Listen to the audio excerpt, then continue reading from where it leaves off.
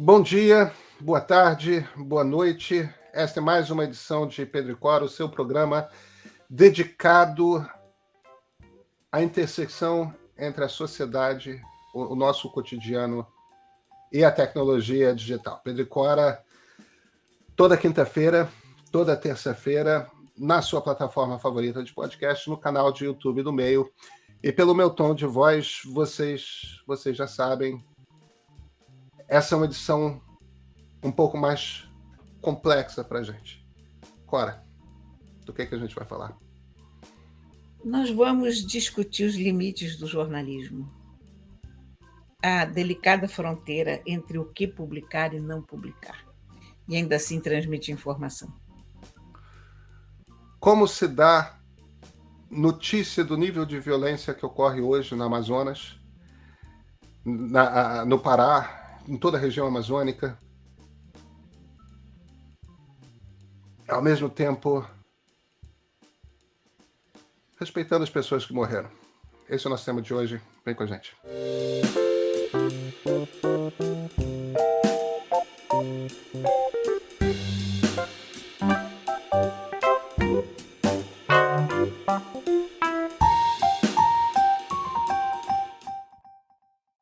Cora, eu acho que nosso programa de hoje é uma oportunidade para a gente ter uma conversa difícil sobre jornalismo e internet.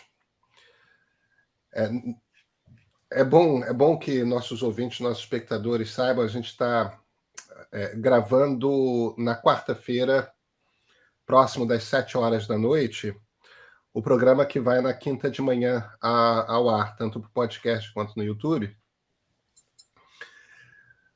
Ao longo dessa tarde, a Band News deu um furo de reportagem, primeiro na televisão, depois nas redes sociais, principalmente no Twitter, informando que um dos pescadores que haviam sido presos lá na região do Vale do Javari confessou ter participado da morte do jornalista Dom Phillips, nosso colega, e do indigenista Bruno Pereira.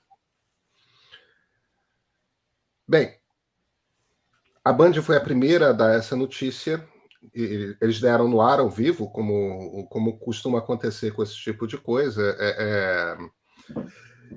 E ao dar, tanto no Twitter quanto na televisão, eles deram detalhes de como foi o processo de matar e depois ocultar os corpos. E foi um processo particularmente cruel. Esses são daqueles momentos de barbárie que sempre me lembra daquela frase do Conrad, que o Marlon Brando repete no Apocalipse Now, né? O horror, essa repetição da expressão da horror sempre me bate como uma descrição muito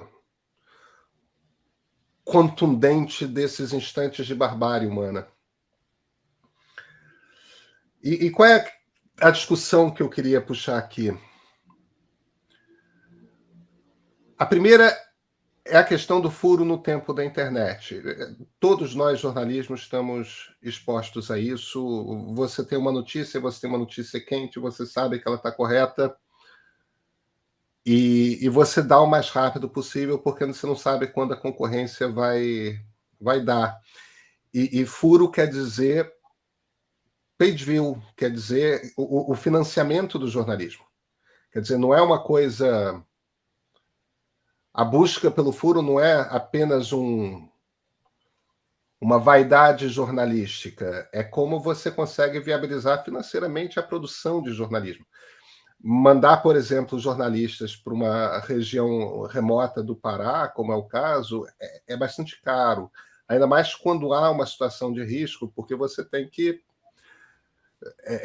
garantir a segurança de jornalistas, o que torna esse tipo de viagem ainda mais caro.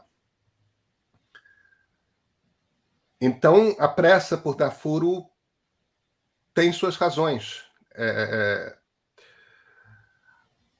E traz credibilidade também, né? Tipo, você é um veículo informado, você tem a notícia, isso quem assiste capta esse tipo de informação. Agora, por outro lado, no tempo em que os jornais, mesmo no rádio, mesmo na televisão, tinham hora para chegar ou tinham hora para fechar, você tinha um tempo de reflexão. Ó, você é uma revista, você é um telejornal, você tem um furo de reportagem, você tem aquela. Até o jornal entrar no ar, até a revista fechar, até o jornal fechar, você tem um tempo de reflexão, você tem um tempo. Como é a maneira mais adequada de eu dar essa informação? No tempo da internet, você meio que vive na a partir do momento que você tem uma informação exclusiva, que é uma informação que interessa ao público imediatamente, você imediatamente liga aquela máquina de pressão que é: dou imediatamente ou paro para pensar sobre como que eu vou dar essa notícia? E você está sempre com medo de ser furado. E você vai ser cobrado se você tomar o furo da notícia que você tinha. O ponto ao qual eu estou querendo chegar é: aí você acaba dando sem reflexão. E a Band deu a notícia com detalhes que cabe a gente discutir se deveriam ser dados ou não. Eu acho que essa é uma outra discussão que a gente pode ter. Eu sempre bate em mim pensar como editor, evidentemente, né? Por um lado, quando você descreve o tipo de indignidade ao qual eles foram expostos, você dá o nível da violência. E isso é uma informação. O nível da barbárie é uma informação a respeito de como está aquela região, como é aquela região e o risco que é pessoas defenderem a floresta e os povos originários da floresta.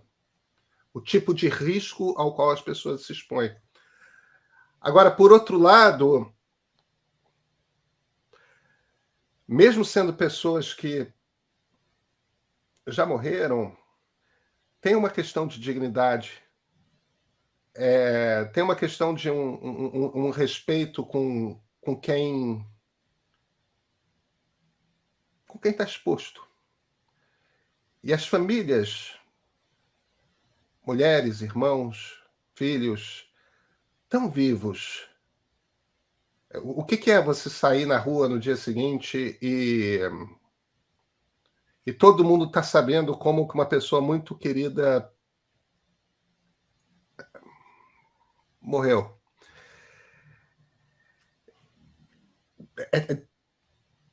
Às vezes é difícil fazer isso, né, jornalismo, Cora? É muito difícil. É muito difícil porque a gente hoje tem, além da questão ética, do damos assim, não damos assim, o que você vai fazer, você tem a avalanche de informações da internet. São informações que fatalmente vão chegar às pessoas, porque não há mais praticamente informação que não circule amplamente.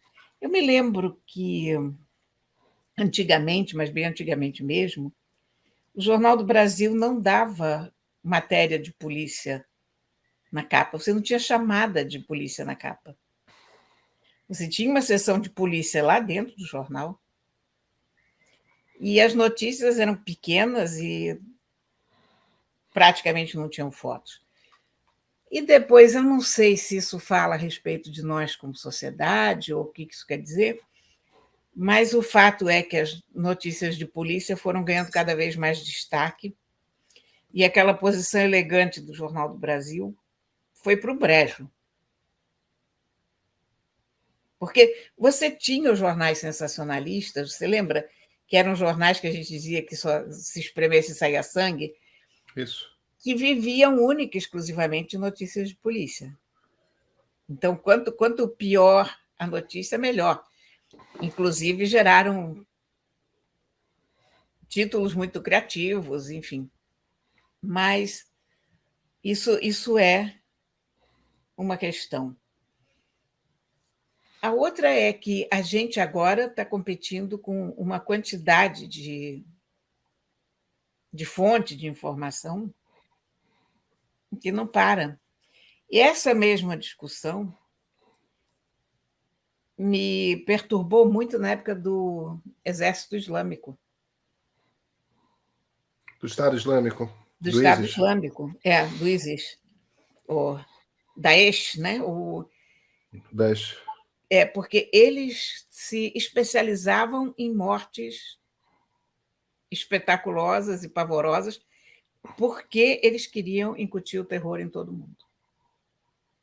E eles tinham uma máquina de redes sociais de divulgar os vídeos Exatamente. dessas execuções, né? Exatamente. E o trabalho que foi, inclusive, para as redes sociais, tirar todas as imagens assim que eles postavam e vídeos, e mesmo assim, eu acho que todos nós que acompanhamos aquilo nos lembramos de ver uma outra cena horrível que não foi tirada a tempo e, enfim, é uma questão muito complicada, muito delicada. Ao mesmo tempo, a forma como uma morte acontece, a forma como alguém inflige a morte ao outro, diz muito sobre aquela pessoa, sabe? É uma informação relevante, não tem dúvida.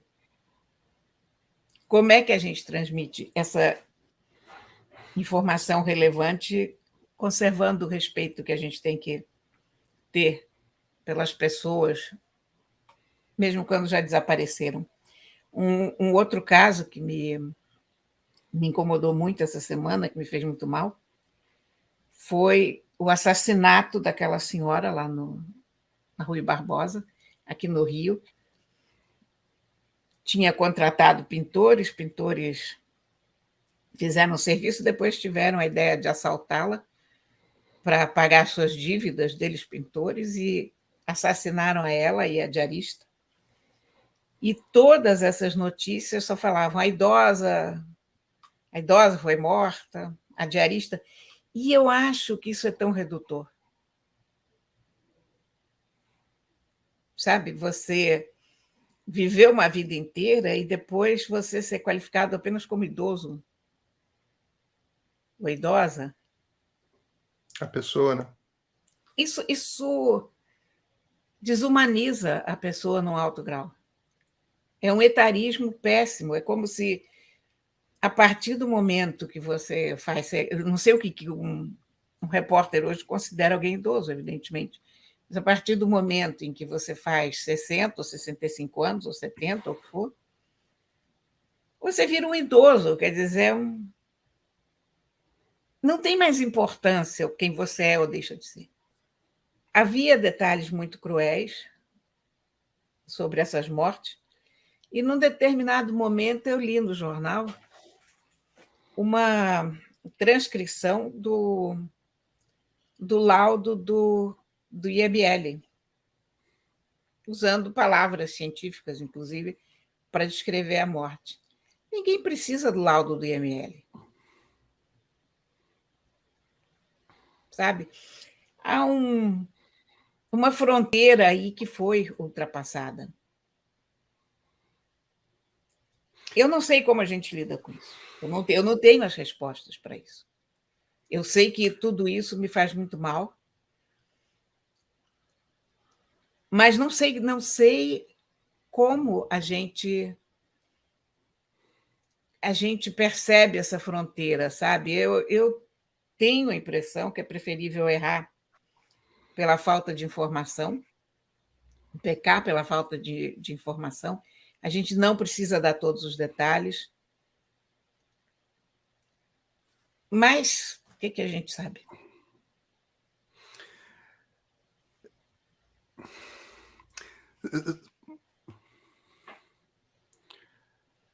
O que eu não quero parecer estar fazendo aqui, Cora, é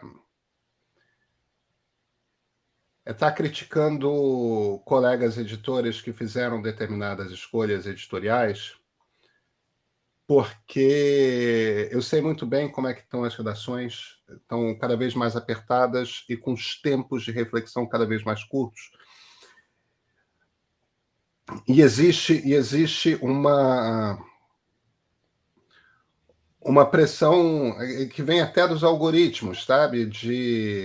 O que choca é recompensado e traz page views, e isso que financia as operações. Quer dizer, tem toda uma máquina ali de pressões,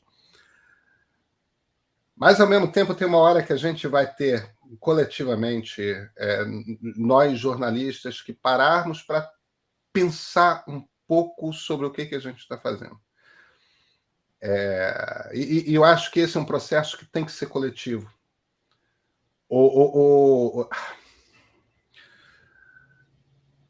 Porque não basta um veículo só tomar essa decisão. Tem que ser uma coisa... Vamos fazer uma combinação aqui. Vamos chegar a um acordo.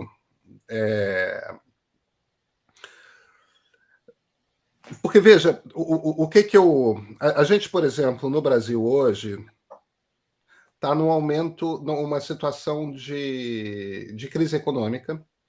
Junto com a crise econômica vem fome, e junto com o desemprego e fome vem violência. Isso sempre é assim. Tem um aumento na criminalidade.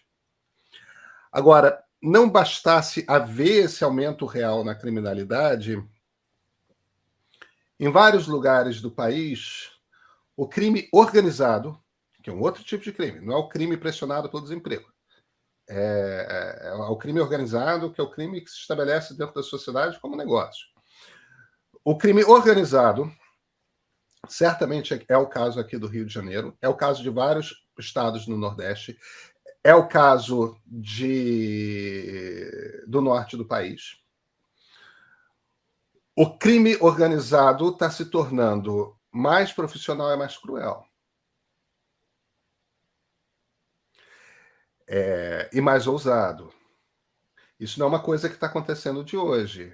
Jair Bolsonaro estava recém-eleito quando a vereadora Marielle Franco foi assassinada. Estava recém-eleito, não, estava em campanha presidencial quando a vereadora Marielle Franco foi assassinada. E foi assassinada pelo crime organizado no Rio de Janeiro.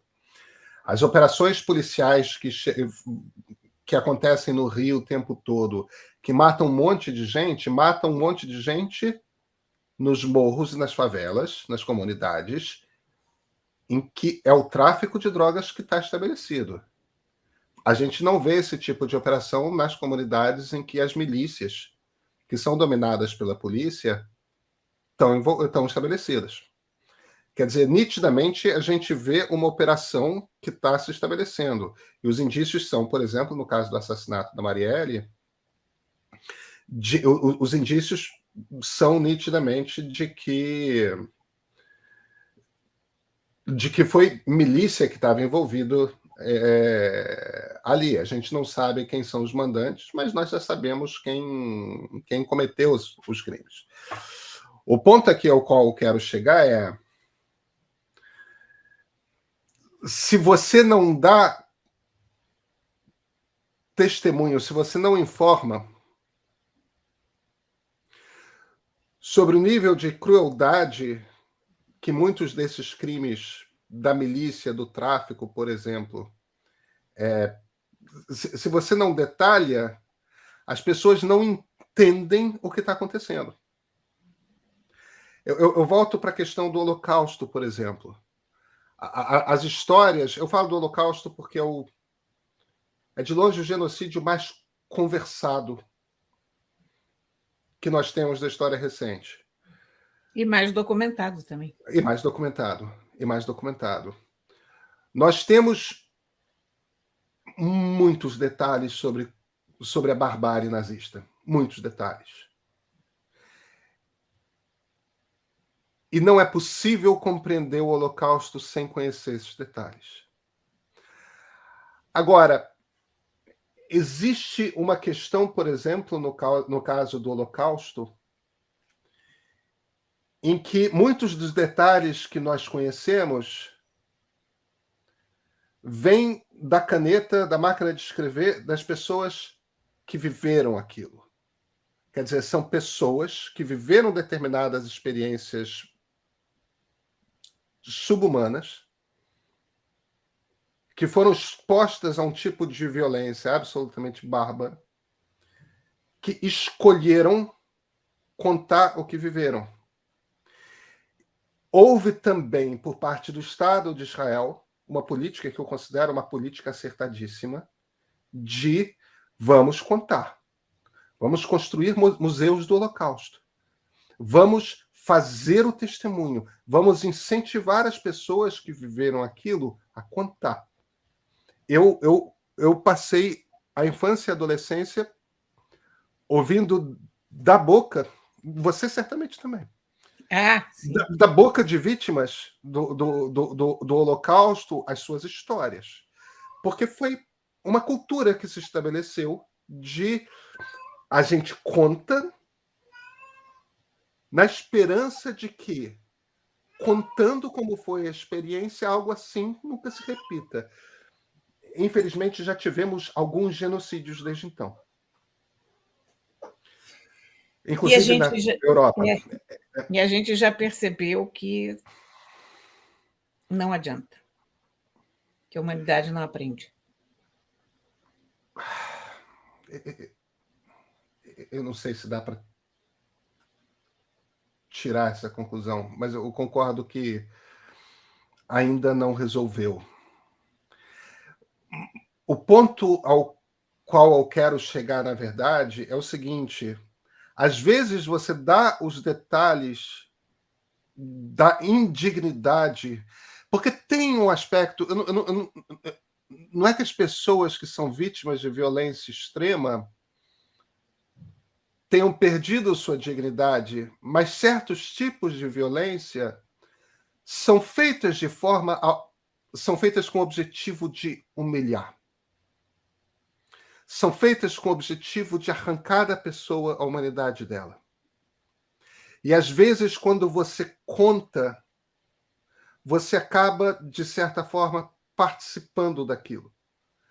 Agora, por outro lado, existe uma maneira de você contar, e a experiência de Israel e das vítimas do Holocausto um pouco corrobora isso, que é você conversar com os familiares das vítimas.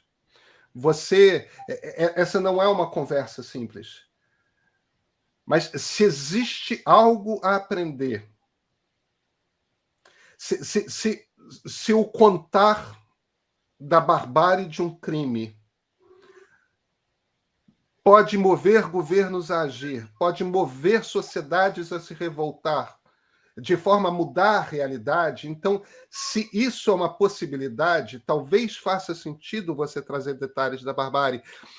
Só que aí, isso não é um processo que se faz com pressa, isso é um processo que se faz, dá muito mais trabalho, mas é conversar com as famílias das pessoas que sofreram a violência, tê-las como parte da decisão de revelar esses detalhes. E aí você não pode pensar no negócio por trás do jornalismo, aí você não pode pensar na velocidade do jornalismo, aí você tem que deixar todas essas preocupações de lado, porque aí bate a função principal do jornalismo, que é o serviço prestado à comunidade, é o serviço prestado à sociedade. O objetivo pelo qual você está trazendo aquela informação, e você tem que empacotar aquilo, não é no título gritante, não é na foto que choca, você tem que empacotar aquilo num texto, contar aquilo preservando a dignidade, deixando claro que o objetivo de trazer certos detalhes, você tem que empacotar junto com a reflexão de por que você está trazendo aqueles detalhes.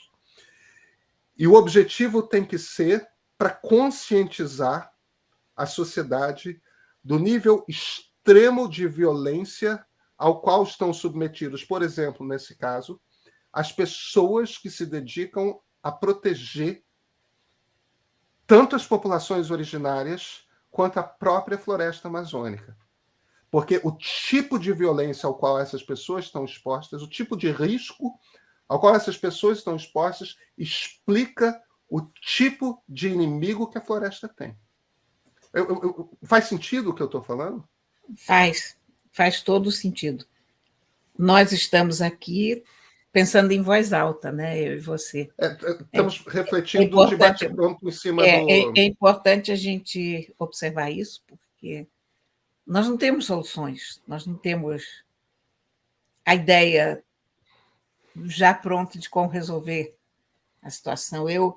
Eu acho que o jornalismo tem que pensar muito também na sua relação com as redes sociais. Já passou da hora de pensar nisso, porque o que eu tenho visto cada vez mais e me preocupa e me causa repulsa, a palavra é essa, em igual medida, é a importância que a gente dá às redes sociais nas piores coisas, nas piores bobagens.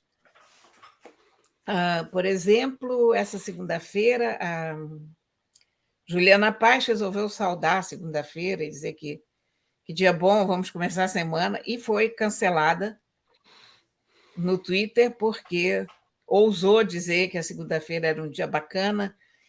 E, enfim, como é que alguém pode dizer que existe um dia bacana quando há tanta gente morrendo? E foi, enfim, uma daquelas besteiras de Twitter que você nem entende por que está acontecendo, e jornais sérios deram notícia disso.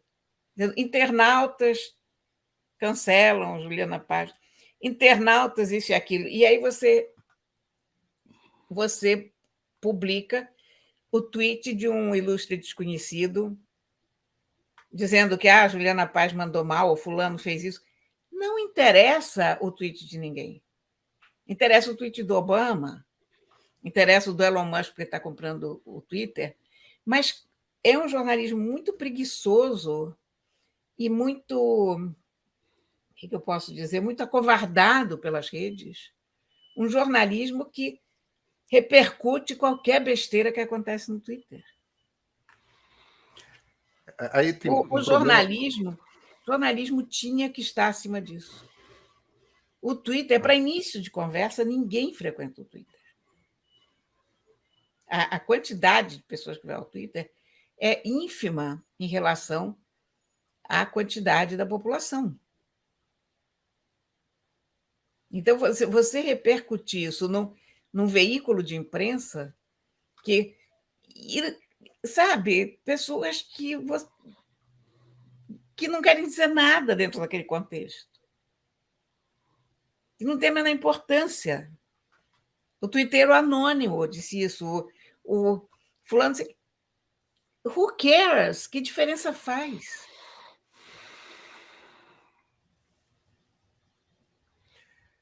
Então, eu acho que não é o jornalismo se trancar numa bolha, afastado da realidade que o cerca, mas começar a criar fronteiras, a delimitar um espaço, a entender o que é relevante e o que não é.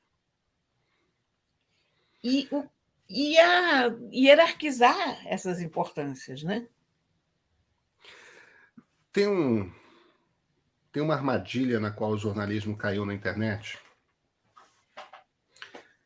que é um pouco fruto daquelas coisas de... vai acontecendo, né? A tecnologia vai se desenvolvendo, você meio que vai se adaptando e sem saber que tipo de decisão você vai tomar daqui a 10 anos, você vai tomando uma decisão a cada ano que vai influenciar na decisão que você vai tomar daqui a 10 anos. E uma delas foi uma aposta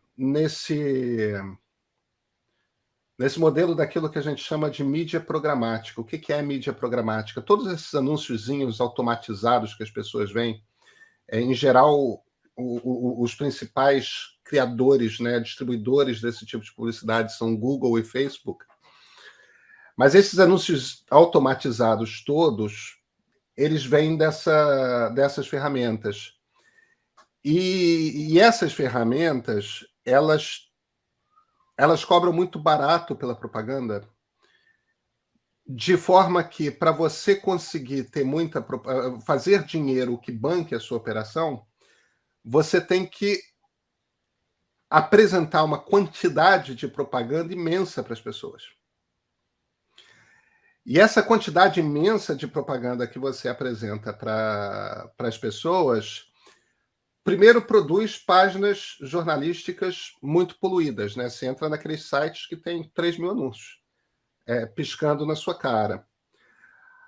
Agora, não só você é exposto a essas páginas jornalísticas com 3 mil anúncios, como os sites de notícias se veem numa situação em que eles têm que fazer um jogo, que é o jogo de ter muitos page views.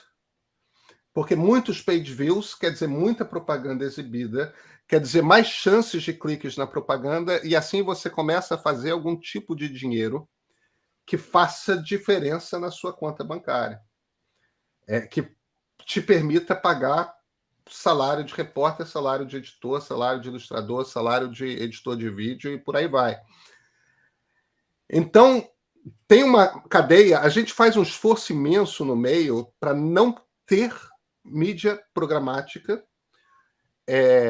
Não estou dizendo que a gente nunca vai ter, mas a gente faz um esforço para não precisar chegar nesse ponto, para a gente conseguir, com assinaturas, ou seja, as pessoas pagando pelo meio, né?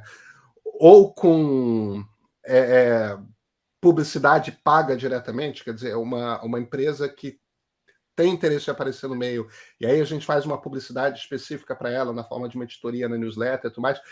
E o objetivo da construção desse modelo de negócios é não precisar desse tipo de publicidade muito barata, porque esse tipo de publicidade muito barata te empurra para um modelo de gerar muito page view. E a única maneira de você gerar muito page view é ficar falando o que a Juliana Paz disse no Twitter, é ficar falando do que a atriz não sei das quantas apareceu nua no Instagram, e nunca está nua, né? Encher de mulher de biquíni a capa do portal, e esse tipo de coisa, você jogado nesse troço, Cora. Porque se você não faz isso, você não gera page view. O modelo todo está quebrado. As pessoas às vezes acham os editores só são sensacionalistas, só ficam fazendo clickbait, né? Clickbait, não sei qual é a tradução melhor, né? Mas é aquela coisa que é a isca para clicar, aquele título forçado para clicar, tudo mais.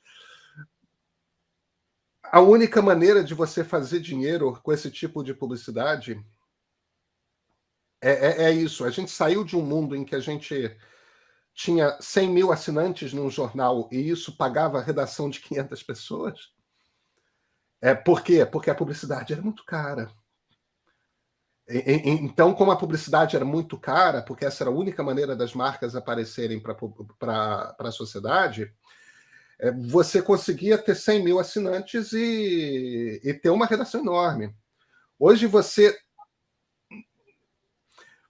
não consegue ter redações enormes com esse modelo. E ainda assim você tem que fazer um jornalismo que serve menos à sociedade, evidentemente, porque você não só tem redações muito menores, quando você ainda tem que gastar uma quantidade imensa de trabalho humano escrevendo sobre o que a Juliana Paz falou no Twitter e foi cancelada por causa disso. Veja, eu estou concordando inteiramente com você. Eu só estou tentando chamar atenção para o fato de que as democracias estão em crise. Um dos problemas cruciais das democracias estarem em crise é o fato de que a desinformação está comendo solta. E isso acontece no momento em que o modelo de negócios que sustenta o jornalismo empurra o jornalismo para longe daquilo que o jornalismo deveria produzir com mais afinco, que é o tipo de informação que a sociedade precisa. Agora, o pouco que o jornalismo ainda faz de informar a sociedade daquilo que ela precisa como informação é sustentado por esse modelo que causa essas distorções todas. O desenho todo está muito complicado e não é trivial resolver esse jogo. Não.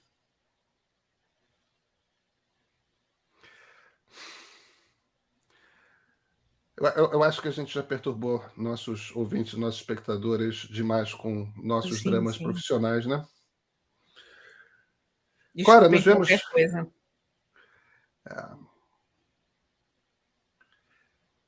Mas eu acho que, de certa forma,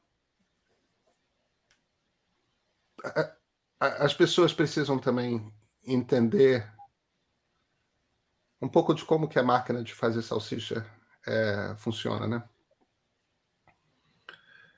Cora, nos vemos na terça? Nos vemos. Até terça-feira.